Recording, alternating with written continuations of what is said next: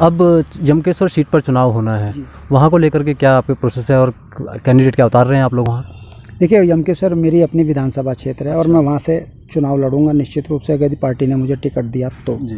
मेरा ये मानना है, यमकेश्वर देखिए विधानसभा जो है 2 बड़े राज्यों के बीच, जो 2 बड़े शहरों के बीच में है, एक तरफ कोटद्वार है तो दूसरी तरफ ऋषिकेश है, और उसके बीच के क्षेत्र के लोग इतने बीहड़ स्थिति में रहने को मजबूर है कि 12 बजे वहाँ गाड़ी नहीं मिलती। अच्छा। अगर किसी व्यक्ति के पेट में दर्द हो गया तो आपको दवाई लेने के लिए ऋषिकेश और कोटद्वार भागना पड़ता है।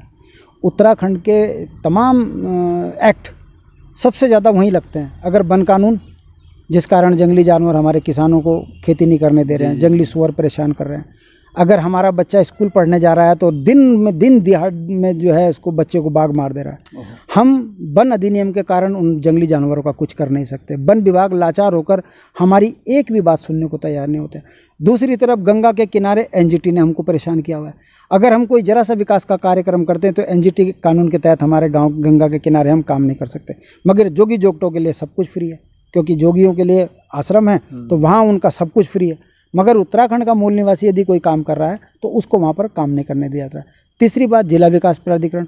अब हद तो इतनी बुरी हो गई है कि गांव में आप अपना मकान बनाने जा रहे हो, सड़क से 200 मीटर दूर, अरे भाई एक पहाड़ से दूसरे पहाड़ निकल जाओगे 200 मीटर दूर। मगर क्योंकि देहरादून में बैठे हुए पूर्व के लोगों ने कानून बना दिया और उनको ये पता ही नहीं है कि उत्तराखंड की भौगोलिक परिस्थिति क्या है। बस एसडीएम आता है, वो भी बाहर का 200 मीटर नापता है, देखता है कि 200 मीटर की परिधि के अंदर ये आ रहा है, वो उठाकर सीधा ध्वस्तीकरण कर देता है। मैं मेरे गांव में मकान नहीं बना पा रहा हूं जिला विकास प्राधिकरण की तरफ से का कारण। तीसरा, ब्लॉक के अंदर हर एक काम में भ्रष्टाचार है। आप भारतीय जनता पार्टी की कार्यप्रणाली देख लीजिएगा कि मुख्यमंत्री राहत कोष भाजपा वालों को, श्रम बोर्ड का, हाँ श्रम बोर्ड में साइकिलें किनको बट रही है, भाजपा वालों को। अरे भाई गाँव में साइकिल कौन चलाता है? मगर क्योंकि भ्रष्टाचार करना है। आप देख लीजिए, मजदूर कार्ड बनते हैं, 30 रुपये का कार्ड 550 रुपये में मजदूर का बन रहा है, वो भी भारतीय जनता पार्टी का, आम आदमी का नहीं। किसान को किसान निधि देनी है भाई, जब केंद्र की योजना है, जो तमाम कागजों में किसान है उसको दो। मगर नहीं, किसको देना है? अंधा बांटे रेवड़ी अपने अपने को दे। वहाँ पर भी भारतीय जनता पार्टी के जो सपोर्टर हैं उनको किसान निधि पूरी मिल रही है और जो अन्य के हैं उनको घुमाया जा रहा है जलेबी की तरह।